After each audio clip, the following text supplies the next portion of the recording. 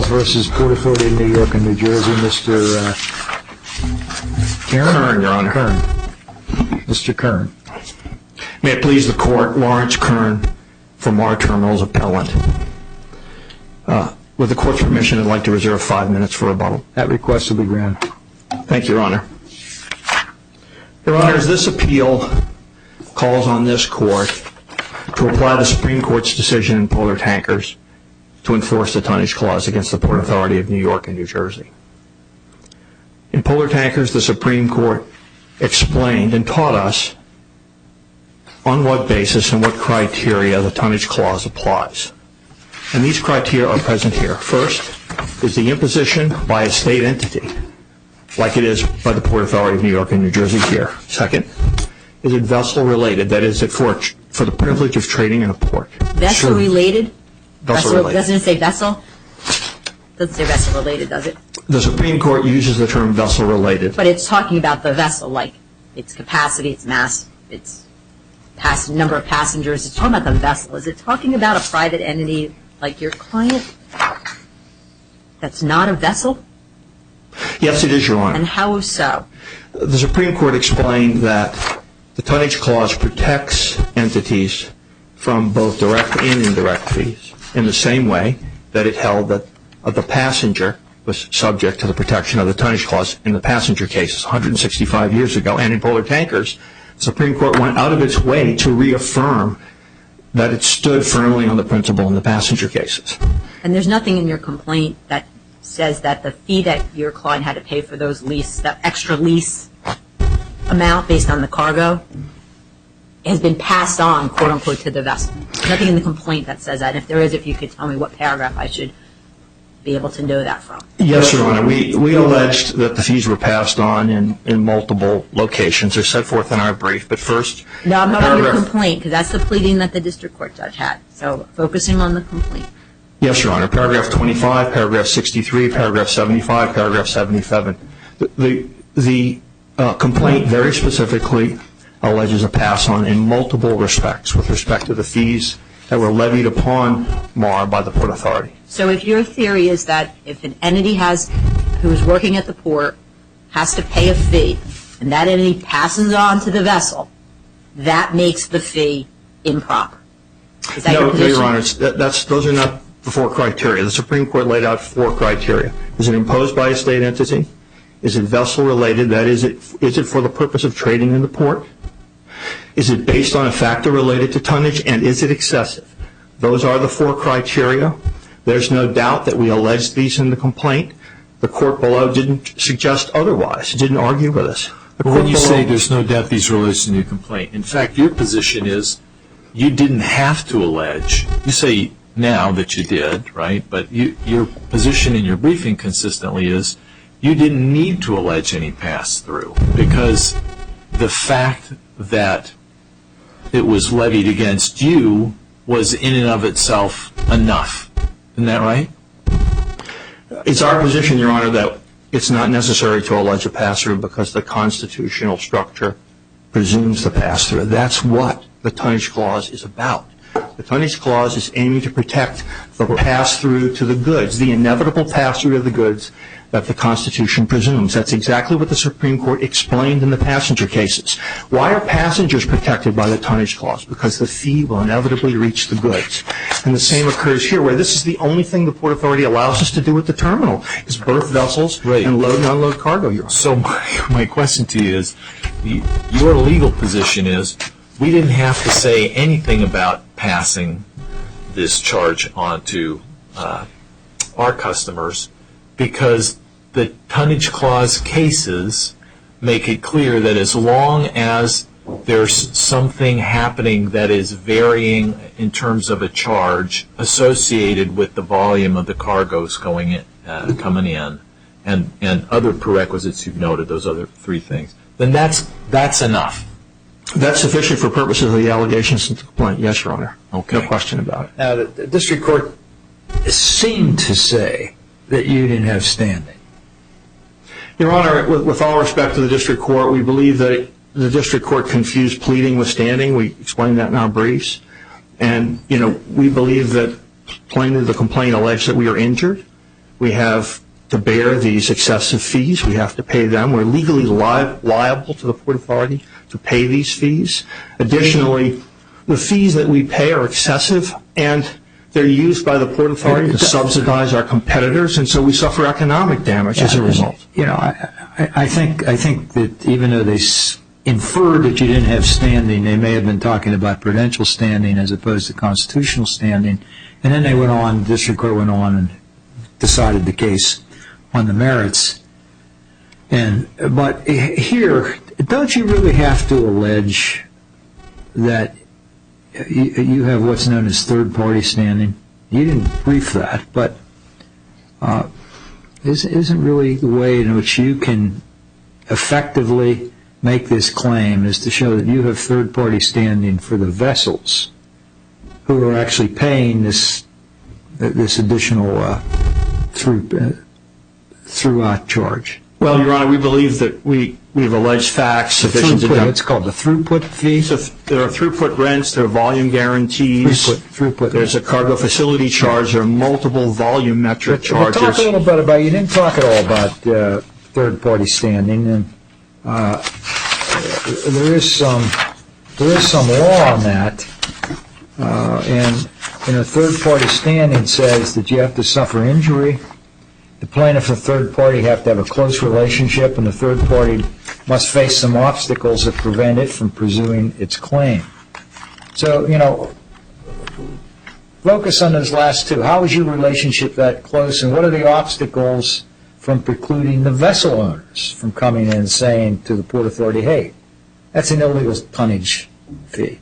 We don't want to pay it. Well, Your Honor, as you know, we didn't brief this, and the Port Authority didn't argue that we had to make this But the standing issue is floating here throughout the case, so Your Honor, let's get to it. Yes, sir, Your Honor. We've alleged standing in the complaint, and our briefs explain that we have, first of all, directly injured ourselves. We've sustained injury, in fact. Tens of millions of dollars a year in excess fees. We are legally obligated to pay the Port Authority. That's the first point. So we sustain direct injury. Additionally, the Port Authority uses this money to subsidize our competitors. So our business sustains economic damage as a result of the Port Authority's regime, which collects these fees and then gives it to our competitors. That's direct economic damage. So we sustain direct economic harm through excessive fees and through the injury to our business as a starting matter. So there's no question about direct injury. Now, with respect to vessels and why vessels have elected not to challenge the Port Authority, I can only say that it's standing here today that it's not a simple thing to challenge the Port Authority of New York and New Jersey. And Maher is exactly in the best position to do the challenging because Maher actually services hundreds of vessels and millions of containers. Where any entity like your client, other than a vessel, has tried to invoke the protection of the tonnage clause?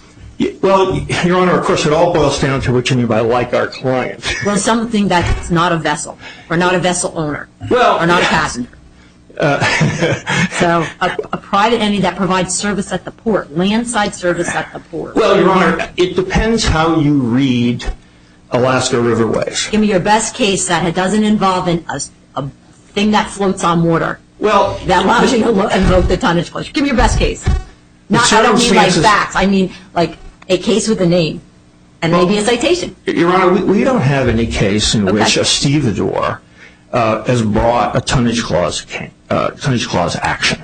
However, if you take a look at Alaska Riverways, you see that their claim was based upon the fact that they were the lessor of the state's shoreline, not because they operate vessels. And it was in their capacity as the lessor of the shoreline that they had standing to bring the claim against the state of Alaska. And in that case, the state of Alaska said, you're not a vessel operator, you're a lessor of shorelines on the land, because it knew the vulnerability it had under the Rivers and Harbors Act. So the state of Alaska attempted to characterize Alaska Riverways as something like Maher, something which operates a terminal on the waters that it rents and leases from the Port Authority. So that's awfully close to us, Your Honor. And in Bridgeport, there's focus in Bridgeport about it being a ferry company, but it was a ferry company that was leasing the dock. And it was because of its concession. But that gave them access to the port. Your client, you did 3 points they talk in Polar's, I think it's Polar Tankers, where they talk about trading in And it's not trading, it's access to, residing in, I can't remember the You three mean the levy points. for the privilege That's of it. trading in a port. Yeah, Lying that's in a the, port, that's, trading in a port. you're not lying in the port, so you're focused on the trading. We in the are port. lying in the port. We rent the water from the Port Authority. You rent the The water? water area is included in our lease. We are the water. Oh, okay. Wow, that's a big. You are the water. Well, let me, if I You have a meets and bounds description that takes you Yeah. into water, is what you're trying to say. Indeed, Your Honor. Okay. let me ask you a question or two, if I might, about your statutory claims. Okay.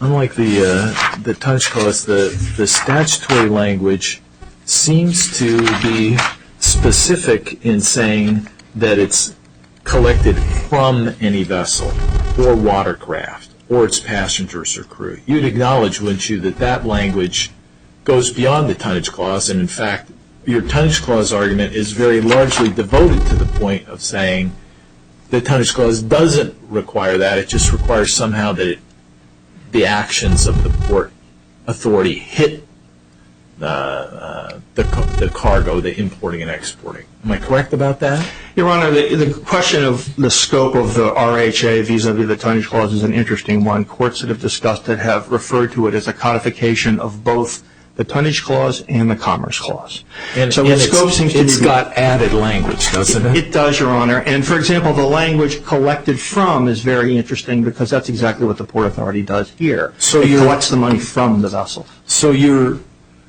argument that it doesn't matter whether we alleged pass through, because that could be presumed, that doesn't count when we get to the statutory claims, does it? Because you don't get that presumption there, given the statutory language that talks about collecting from the vessels, right? Well, Your Honor, our allegations are that they do collect the fees from the vessels. The cargo No, facility I've charge- read 63, I've read 25, I've read 75, I've read 77. With all due respect, I'm not sure how, you certainly say we get monies collected from us, we charge our clients. That's what you say. You're asking us to make an inferential step, which is that in our charging our clients, we are passing through things that were collected from us. But I'll ask you to point us to anywhere in your brief where that language of the clarity I just attempted to use is in your complaint. So because I didn't find it. I saw you say, they charge us money, we charge our clients money. And now you argue there's an inference that there's a pass-through. But I didn't see anywhere where you say, and as our charge goes up on cargo throughput, we in turn pass those costs on directly to the vessels. Is that in the complaint? Not in those words, Your Honor. Absolutely right. You're absolutely right. It's not, those words are not in the complaint. But the complaint says this is our only business. This is the only thing we're allowed to do. So it's quite a reasonable inference to infer that the collection of the fees that we must pay the Port Authority are collected from the vessels. We think that's quite a reasonable inference on a 12b-6. We think we should have gotten that inference. Right. But additionally, the cargo facility charge is referenced in the complaint by reference to the tariff. And the cargo facility charge is a levy by the Port Authority directly on the vessels. So the vessel's the only one that can seek relief for that levy. How can your client seek relief for that? Well, we can seek relief in the same way that in Bridgeport, the ferry operator sought relief because it was required by the Port Authority to collect the passengers free from the passengers. Exactly the same. That's not what your case is about. You're alluding to that. Now, if we said that this cargo facility charge was a illegal tonnage fee, you're not going to be very happy with that outcome. We're challenging it, Your Honor. We are saying it's an illegal tonnage fee. Okay. But we're also saying that there are others which we specify as well. Others. Okay. I'm sorry, Your Honor? Okay. You're saying there are others. There are others, yes, sir, Your Honor. And they're volumetric. You're not claiming that the basic rent. There's the basic rent. You're not talking about that at all. We are talking about it, Your Honor, because the basic rent requires that we pay a minimum volume guarantee of 400,000 containers a year. volumetric guarantee, if we don't make the volume guarantee, we lose the terminal, Your Honor. Okay, that's in addition to the throughput charge. Yes, Your Honor. Let me ask you this. Their rents are volume-based. Excuse me, Your Honor. So all the rents are volume-based. Whether they call it a throughput or not, it's volume-based. They are, Your Honor. They are volume-based. So how come you didn't, this has got a big constitutional question in front of it, where has your client been? I know there's a laches argument I made before the district court, I think, and I understand that every time you pay the rent could be continuing harm to your client, but if you're saying even the basic rent, because of the way it's calculated, violates the Constitution, why years have passed, and it only really came to fruition as a dispute, it seems to me from reading the chronology, when those additional throughput charges started to increase, and then the dollar figures got to be large enough that one could suggest that maybe the business took a look and said, ooh, we negotiated something that is far greater than we expected. So is there any explanation you can give as where everybody's been if this was such an improper fee? Your Honor, starting from the basic rent. Your Honor, the volumetric requirement of the basic rent didn't kick in until 2008. So the rent was just a flat fee, didn't matter how much Until 2008, that's when the throughput requirement went into effect. But I think you said, is that different? Is the basic rent different than the throughput?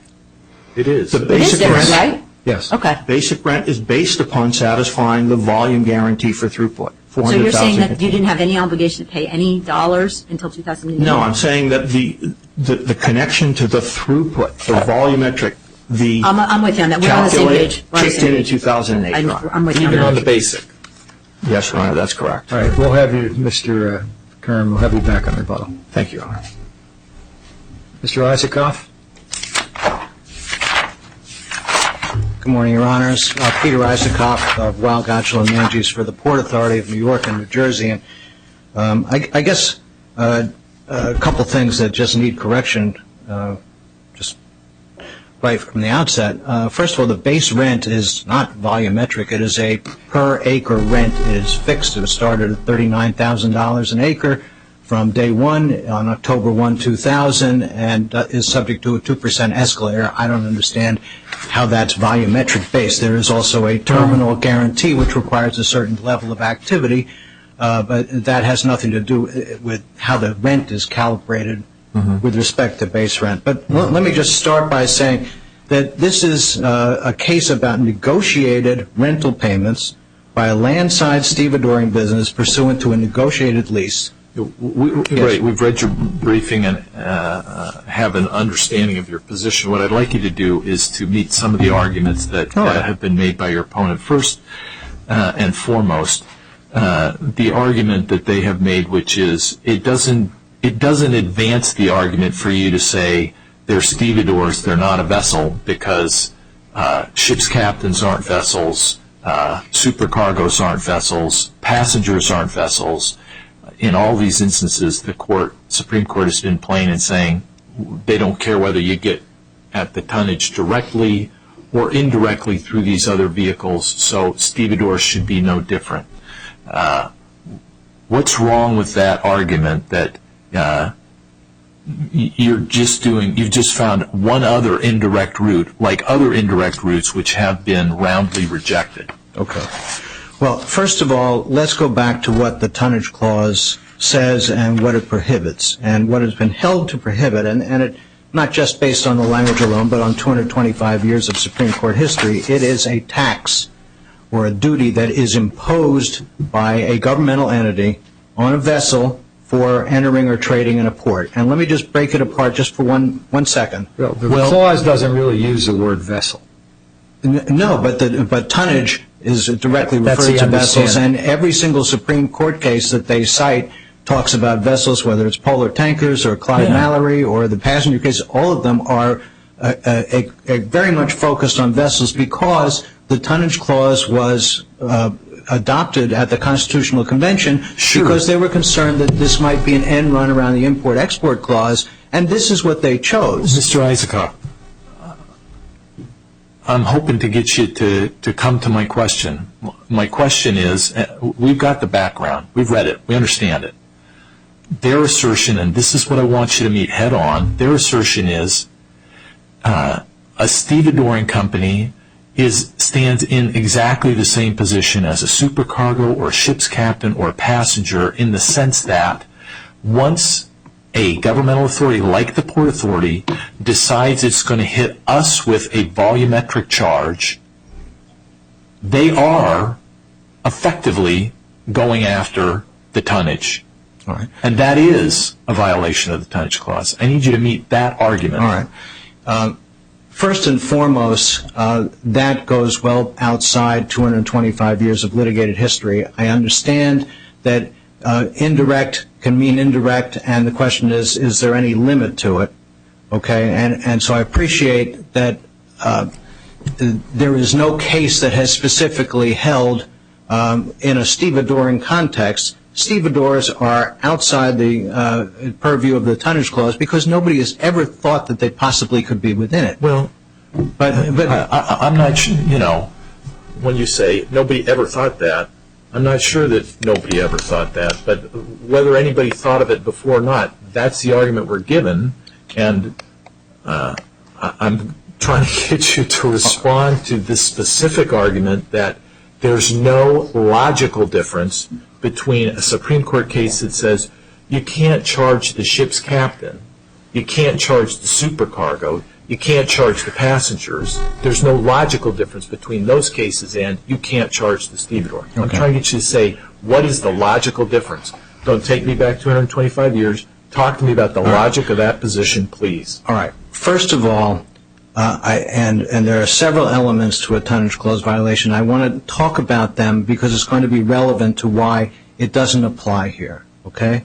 And the first is that it must be a tax that is imposed by a governmental entity. And no matter what you say in terms of this indirect aspect and whether they could be within or without it, none of the charges that Maher is talking about were imposed on it. They were all negotiated. Now you're making a factual distinction. And let's accept for the sake of argument that, just for purposes of argument, let's say we accepted their assertion that this fee is a disguised tax. So it is a tax. Take your next step. Okay. Then the question is it tonnage? And how can you tell it's tonnage unless you know whether it is ever going to get put on the vessels? And their response, as I understand to that, is, and I don't mean to put words in their mouth, but it's along the lines of, hey, you can infer something and understand something from the words cargo throughput. They wouldn't call something a cargo throughput charge if it wasn't volumetric. Well, Because it's first of all, charging all right. based on the volume of the cargo. That's why they call it cargo throughput. Right. The cargo throughput rent, okay, is one component of this lease. It's a 200 or 300-page negotiated lease. It's one aspect of the rent. It has a minimum required throughput rent even if the cargo doesn't come through. So it's not strictly volumetric in that sense. They have a guarantee. Well, But there's a volumetric aspect to it, right? Okay. It does have a volumetric aspect to it, and the reason it's a volumetric aspect is because it is a measure of the activity occurring on the Port Authority's property, which, that there are reasons to do that has nothing to do with tonnage. It has to do with, can Maher afford this rent? The more cargo they put through, the more activity they have, the more revenue they have, the more fairer it is to have their rent increase. We're in a 12b6 context here. They've alleged that the volumetric throughput charges are unrelated to services. For purposes of review, we and the district court are required to accept that as true, correct? I mean, you've just made an argument I don't know how that can be accepted as true because the lease is because we're in a 12b6 context. That's right, and the lease is something that the court can and frankly must look to because it's an essential document referenced throughout the complaint. And in terms of services, they get to rent 445 acres of prime wharf. Okay, maybe I misunderstood. Okay, So there's no question in terms of what they get for it. Mr. Eisenkopf, let's stop at that point. That's the base rent.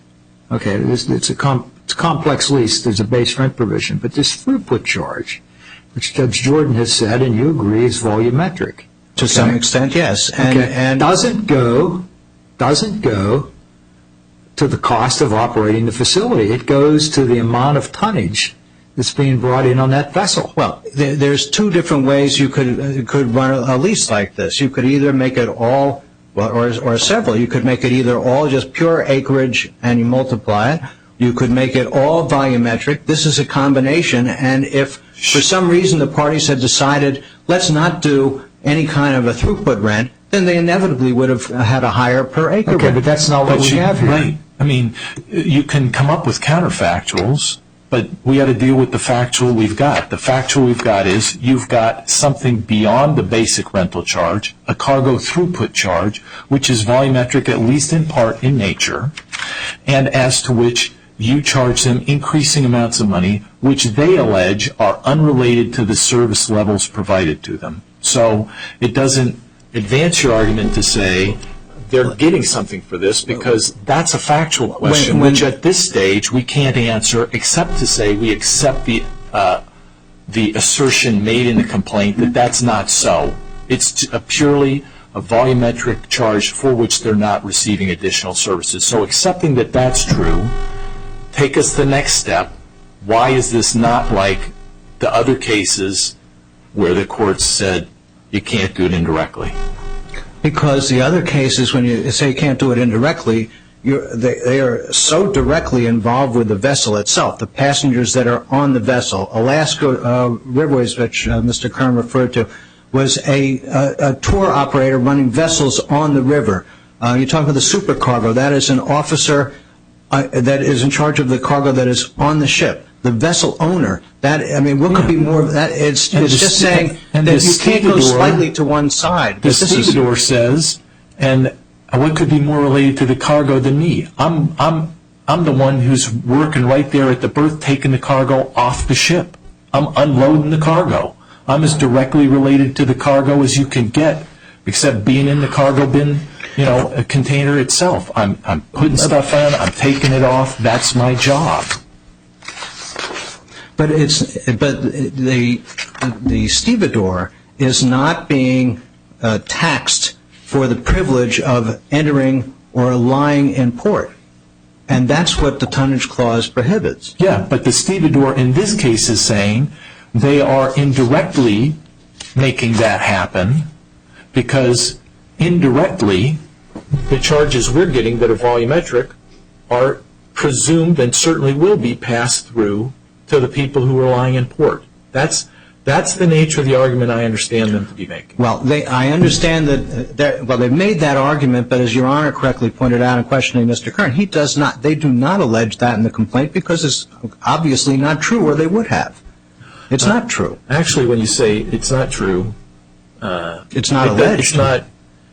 It's not meeting one of their primary arguments. Their primary argument is we never had to allege that it would be passed through, because the tonnage clause cases tell you, court, you can presume, indeed you must presume, that if a volumetric charge hits some ancillary player, it's going to be passed through. And the economics of that would make some sense too, would they not? I mean, does it not make sense that as their charges go up, their clients' charges go up? Let me answer that in two parts. First of all, in terms of what the Constitution presumes, it presumes that a charge to a vessel will get passed through. It does not presume that people who deal with vessels, that charge will get passed through. In terms of the economics... It's not on part one, because it sounds like you're just eluding the cases like Bridgeport Ferry, the cases like the passenger cases, the cases where the Supreme Court has said it's not just vessels, it's things associated with vessels which are going to end up getting charged back to the vessels. Well, they're so closely associated with vessels that it's quite different from a third-party business. And in terms of what the third-party business is going to do, third-party business is in competition with other third-party businesses, and whether it will or won't pass on any particular charge is going to depend on market.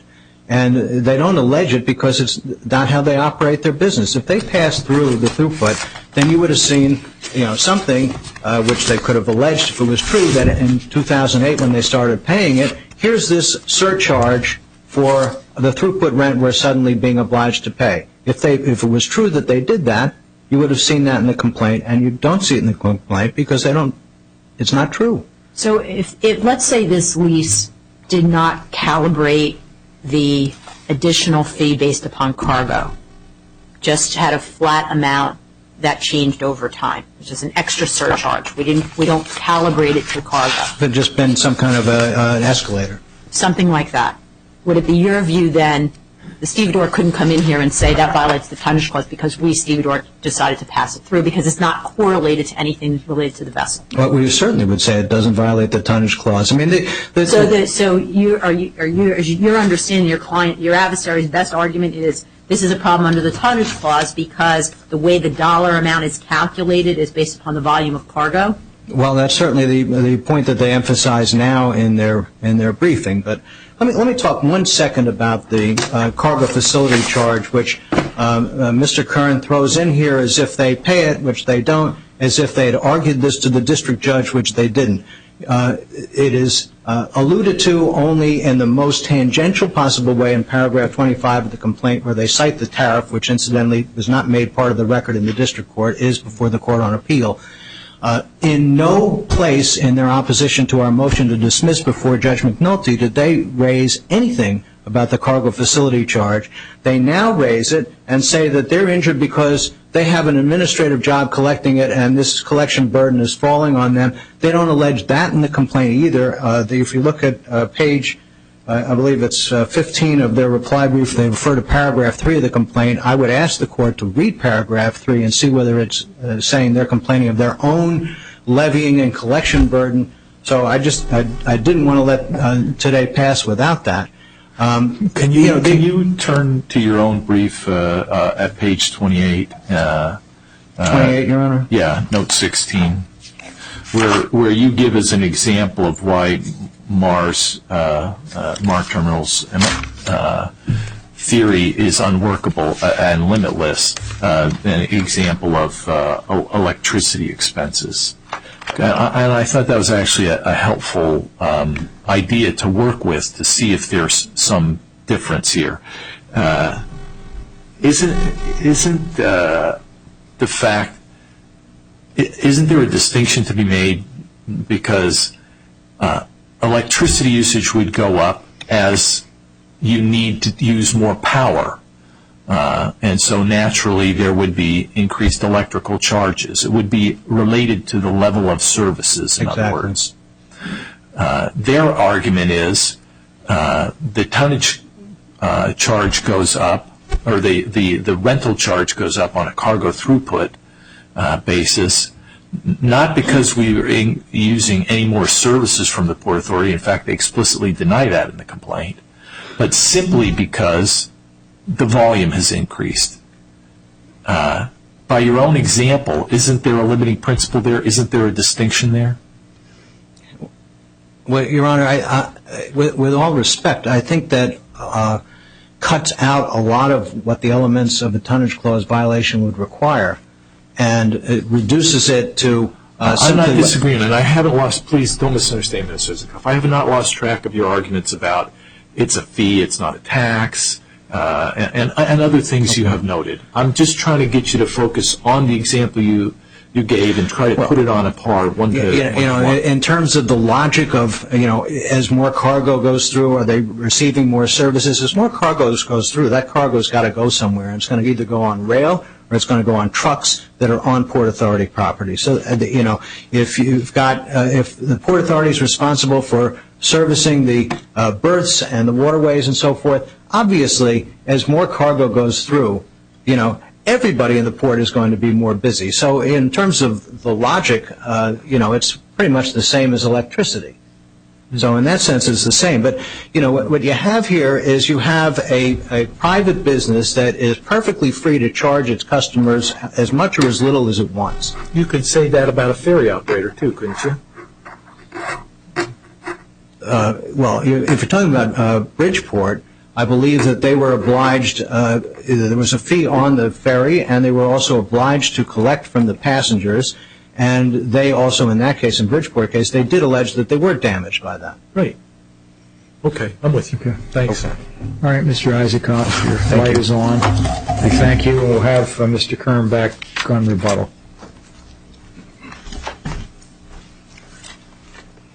Kern, we gave you some substantial time on your initial argument, so. Thank you, Your Honor. I'll keep it brief. I wanted to first address Judge Schwartz's question about trading in a port. I think this is one of the key limiting principles of the tonnage clause and why, for example, it doesn't apply in all kinds of other settings. It relates to a vessel-related matter. There's no question about it. And our complaint is laden with multiple references to the fact that we berth vessels, we load and unload vessels. And without the ability to berth at our dock and load and unload vessels, there would be no point to trade in the Port of New York. So our relationship is as close to the vessels as it can be. What if this lease, though, didn't have this acceleration of expense over time tied to volumetrics of the cargo and simply was a fixed number? You couldn't come back and complain about that under the tonnage clause, correct? You make a very good point, Your Honor. Obviously we don't have that situation here, and I don't know what other devices the Port Authority might resort to in order to escalate our rent. But the fact of the matter here is that all of the components of our rent are directly volume related. The throughput rent, the CFC, the volume guarantee, which wait. incorporates the base You heard rent. Mr. Isaacoff? I'm sorry, sir. I want to say Isaacoff, and if I mispronounced that while you were at the podium, I apologize. You heard Mr. Isaacoff stand up and say very explicitly that the basic rent, is not volumetric. There is a minimum volume they've got to do, or they lose the port. But there's nothing that varies with volume. It's a base rent, and they've got to stay busy, or they lose it. Use it or lose it. What is tonnage clause about that? Well, from our perspective, Your Honor, losing the lease is the ball game. It's a pretty important thing, but it doesn't vary with the rent. You've got a certain level of business you've got to do, and that's not an uncommon commercial lease provision, is it? I mean, do you really want to stake your case on the basic rent, or are you better off fighting on the cargo throughput? Well, Your Honor, our case is based upon all of the volumetric components of the rent because we believe they're plainly unconstitutional, and the basic rent is connected to a volume guarantee. There's no question about it. If we don't meet the volume guarantee, we lose the lease. So your argument really is that they're not allowed to put any provision into a basic rent that says you have a certain level of activity that's required on this port. No, Your Honor, that's not our position. Well, that is your position. No, They've just said the only component of this rent on the basic rent side that is a certain minimum level threshold of activity. There is no Are prohibition. they wrong about that? There is no prohibition against a volumetric rent if it's not excessive to the cost of the service provided, Your Honor. That's the fourth component of the four-part test under the tonnage clause. It doesn't vary. As they've described it, it doesn't vary with volume. It's a straight statement of activity level at a minimum that has to be maintained. And There's no escalating or de-escalating. You got to have this going on. And if we don't meet it, we lose the lease. So it goes from 50,000 an acre to zero. So it varies. Your Honor, I don't understand the law. I don't understand. It's your case. Argue it how you want. I'm not sure why you're planting your flag there. I'm mystified. I think Judge Jordan's trying to help you to try to get you to hone in more on what parts of your lease are objectionable under the tonnage clause. And that's what you should focus on in your remaining 1 minute, 3 seconds. Thank you, Your Honor. No question, Your Honor, the volumetric fees, which are excessive to the cost of the service provided, are the heart of our claim. There's no question about that. And, our complaint lays out the throughput rents and the other volumetric rents, which we're required to pay, which we are no relationship at all to the service provided, which is the letting of the land and the water area. That letting is done when the lease is agreed to. And the cost of the Port Authority of providing the letting does not increase over time.